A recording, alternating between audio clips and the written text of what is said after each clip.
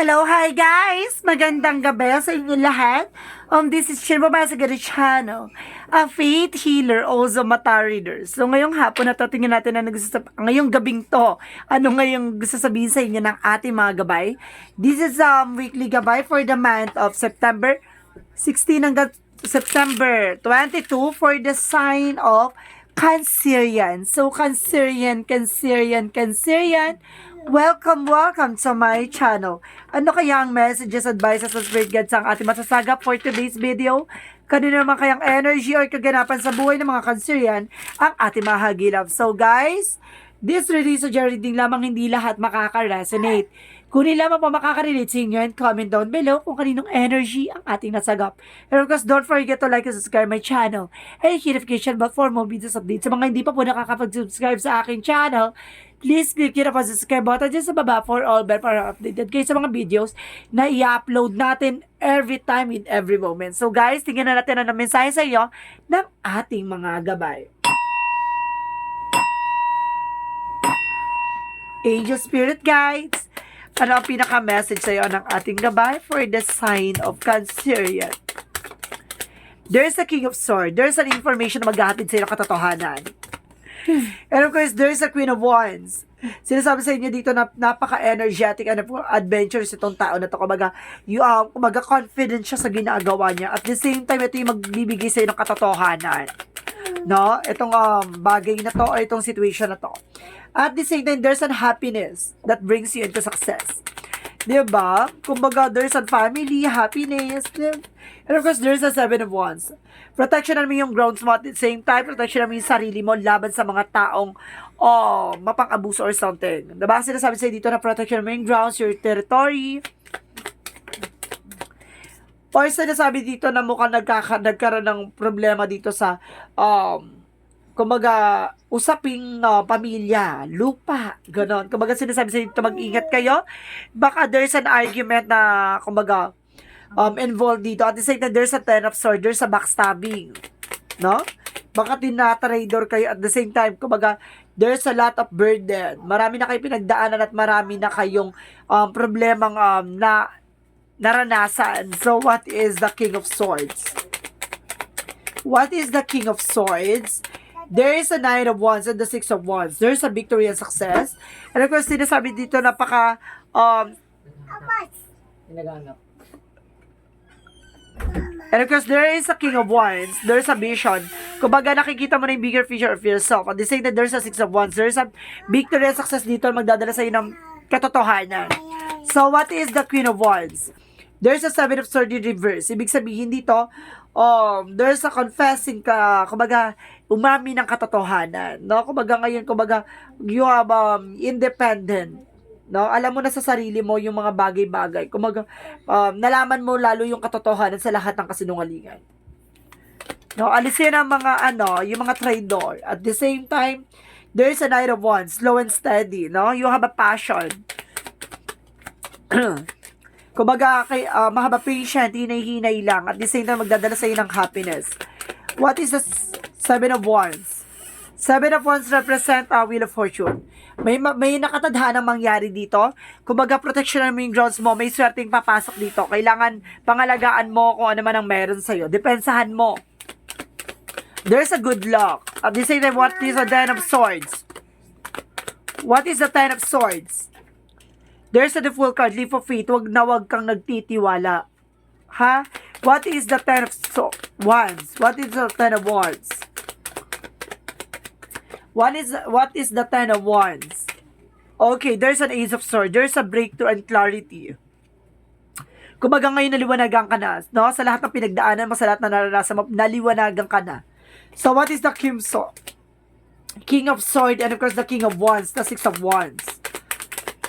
Nagtagumpay ka sa katotohanan, nalaman mo yun. At the same time, there's an Ace of Cups. There's a new romance and new romantic cycle begins. What is the Queen of Wands and of course the Seven of Swords in reverse? There's an Eight of Wands. There's a lot of messages, no? Nalaman mo yung katotohanan sa likod ng kasinungalingan na to. At the same time, 'di ba? Kumbaga nakapagsimula ka na. Kasi alam mo na kung sino pala yung trumaydor sa'yo at the same time, diba? What is the Ten of Cups and of course the Nine of Wands? So maganda handa mga kasi malalaman mo na kung sino yung traidor. And of course, there's a Three of Wands. Waiting for a result or waiting for a shift, no? Kailangan mong habaan yung pasensya mo dito. Kumbaga, kalma-kalma lang, no? Have a patient with the Knight of Wands. Get more information about the Seven of Wands and of course, the Wheel of Fortune. There's the Hangman reverse. Sinasabi dito sa'yo na discontentment, no? May mga bagay na at the same time dito, there's a negative patterns na kailangan mo na alisin. No? Detach from the situation. Alisin mo yung mga bagay na hindi makakabuti sa'yo, no? Kumbaga, mag-set ka ng boundaries, alisin mo yung mga taong traidor, yung mga taong plastic, no? Yung gitera. So, sa pamilya, ganun talaga. May pamilya talagang ganun. It's either family related or kapitbahay or kaibigan mo dyan. Mag-set ka ng boundaries. Maraming inggitera. What is the Ten of Swords, the full card? So, there's a Five of Swords in Five of Swords in upright. So, sinasabi sa'yo dito na, kumbaga, mag-ingat-ingat, there's a self-sabotaging by behavior, no? Baka nagtatatalak ka dyan or nagsasabi ka ng mga information sa'yo. No, baka malagay ka sa alanganin. So, what is the Ten of Wands and the Ace of Swords? What is the Ten of Wands and the Ace of Swords? There's a Nine of Wands. Okay, there's a resilience. No, napakalapit mo na sa success, kaya kailangan tahimik ka lang. No, hindi mo kailangan ng bulgaran. Meron ka dito, kung ba nagkaroon kasi ng kaliwanagan na, kumbaga, yung mga tao sa paligid mo, 'di ba? Kumbaga, pag nalalaman nila, 'di ba? Parang hindi nangyayari kasi there's an evil eye. May mga inggitera talaga sa paligid mo na kumbaga gumagawa ng spell or curse, no? Talagang kapag tinignan ka, tapos yung parang masaya ka ngayon tapos mamaya may lungkot-lungkutan ka na. May mga ganong eksena, no? Marami kasi inggitera talaga. So what is the outcome? Outcome is the Strength card. Strongest energy na kailangan mong magkaroon ng confidence. And of course, taking action, no? Kailangan mong kumilos, gumalaw. At the same time, what is additional messages? There's a Two of Cups. There's a partnership that brings you a manifestation. Investment. Kailangan mo mag-invest sa sarili mo, no? And of course, there's some partnership na sinasabi dito. Kumbaga, kailangan confident ka sa ginagawa mo. Confident is key to success, no? At the end of the time, kapag may confident ka, malapit ka sa successful. So, what is the Love Oracle card? What is the Love Oracle card? There's a passion. See? Kung talagang gusto mo yung ginagawa, mahal mo ang ginagawa mo, magsasucceed ka at the end of the time. There's a coffee cup. At the same time, there's an information na magkakaroon kayo ng conversation, meeting of conversation, something na kay mag-ingat ka, baka madulas ka o baka magbigay ka ng information na makakasira sa'yo, mag-ingat ka. And of course, there's a heartbroken, no? Some of you, parang there's a breakup, separation, or something na there's a deep hurt, no? May mga, minsan nakakapagsalita tayo na nakakasakit pala, diba, ng damdamin. So, maging aware ka lang. So, what is a Yin and Yang Oracle card? What is a Yin and Yang Oracle card? So, there's rebirth, no? Kumbaga, magkakaroon ng rebirth dito. And of course, there's a twin flame. There's a twin flame energy. At the same time, additional messages. And of course, sinasabi dito, na there's a cycle begin. Magsisimula na ang panibago at pagbabago sa buhay mo. Kaya kumapit ka. Sinasabi dito, resilient is your key. Diba? Kumbaga, hindi mo kailangan maging bulgaran para lang, diba, ipamukha sa kanila. Kailangan mo maging tahimik lang. Silent is your power. What is additional messages? And of course, there's a failure. Some of you kapag naging resilient at talaga naging tahimik tayo, yung mga may balak sa atin, magkakaroon ng failure. Kung minsan talaga may mga ginagawa tayo hindi nagtatagumpay, siguro it's an opportunity na para matutunan natin yung mga bagay-bagay. Madadagdagan tayo ng strategy at the same time, di ba? Additional messages. There's a selenite, spiritual activation. Mukhang papalakasin tong spirituality mo. At the same time, there's an orange by change. May pagbabago, no? At the same time, there's a travel. Maraming paggala, maraming option dito na makakaalis ka na sa sitwasyon. So, what is the romance angels?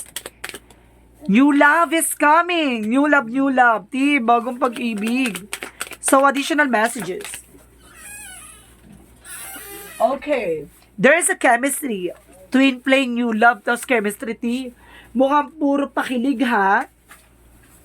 And of course, sinasabi rin dito, huwag nyo masyadong piniplex yung love life sa social media. Maraming naiinggit sa'yo. Mag-ingat. And of course, there's a perception. Baguhin mo yung perception mo. At the same time, there's a creation, no? Gumawa ka ng mga panibagong eksena. Linlangin yung mga taong inggitera sa paligid mo. No? Kunyari, gato ganyan, diba? Di nila alam, masaya ka, gano'n. What is the energy? Energy is a woman holding a coin. Kumbaga, some of you, magaling ka humawak ng pera if you are Cancerian na women. And of course, if you are Cancerian men, kumbaga yung person mo magaling humawak ng pera. Goddess of the moon, there's an unexpected moment. There's a revelations. And of course, there's an turning event, no? What is the Monsology? Monsology is meditation bring answer. Kumbaga, magkakaroon na ng kasagutan sa lahat ng katanungan mo. Pero at the same time, kailangan mo mag-meditate, ha? And of course, what is Archangel Michael messages? What is Archangel Michael messages? Archangel Michael messages. Your home is protected by angels. So some of you guys, sa pinoprotektan na ng ating angel spirit, ang inyong tahanan. At the same time, the personal you're asking is about trustworthy. Yung taong yung taong nakakausap mo is mapapagkakatiwalaan mo. So what is journal messages? There's a book, no? Kumbaga yung nangyayari sa atin chapter by chapter, no? Kumbaga, kung hindi mo panahon ngayon, manahimik ka. Charis, kumbaga kung hindi mo panahon ngayon, so waiting for your turn, no? Waiting your turn. So what is the angel's number? So let's see what is the angel's number. Angel's number represent a 4. So, 4 is, I am stable. So, kailangan kontrolado at kailangan stable ka sa ginagawa mo. At the same time, what is, 4 for stable? You bring stability and rationality to any situation. You are the rock and your hard work and perseverance make you a dependable friend, partner, and colleague. O, ibig sabihin talaga, pagdating sa bagay-bagay, diba?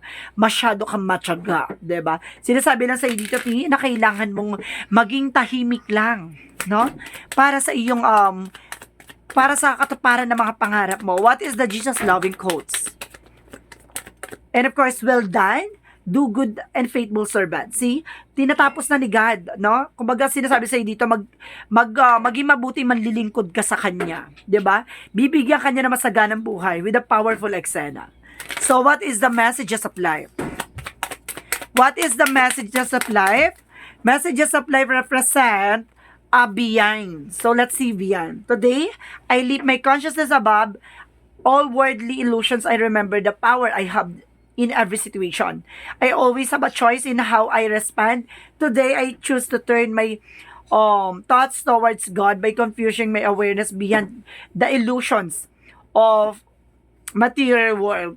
I experience simplicity and peace. So, see? So, sinasabi dito na mas kailangan mong, mas piliin mo maging tahimik lang. 'Di ba? Yung may mga iniisip tayong mga gagawin mo on your own, no? Hindi mo kailangan ipangalandakan sa kanila at hindi mo kailangan ipagmayabang sa kanila. Ayaan mo yung silent na yan, yung successful na yan, yung magbag-iingay. 'Di ba? May tinatawag dito na yung successful mo, yung mag-aalingasaw ng eksena. Doon ka makikilala. 'Di ba? Hindi mo kailangan ipakilala yung sarili mo. Hayaan mo yung mga gawa mo ang magpakilala sa iyo. So guys, this reading is weekly gabay for the month of September 16 hanggang September 22 for the sign of Cancerian. This reading is a general reading lamang, hindi lahat makaka-resonate. Kunin lamang pa makaka-relate sa inyo and comment down below kung kaninong energy ang ating nasagap. Don't forget to comment down below your full name, birthday, and of course location nyo kung asan man kayo ngayon para sa susunod na reading. Energy mo na ang ating masagap at ating mahagilap. Maraming salamat guys and see you in the next video. Bye-bye and babush!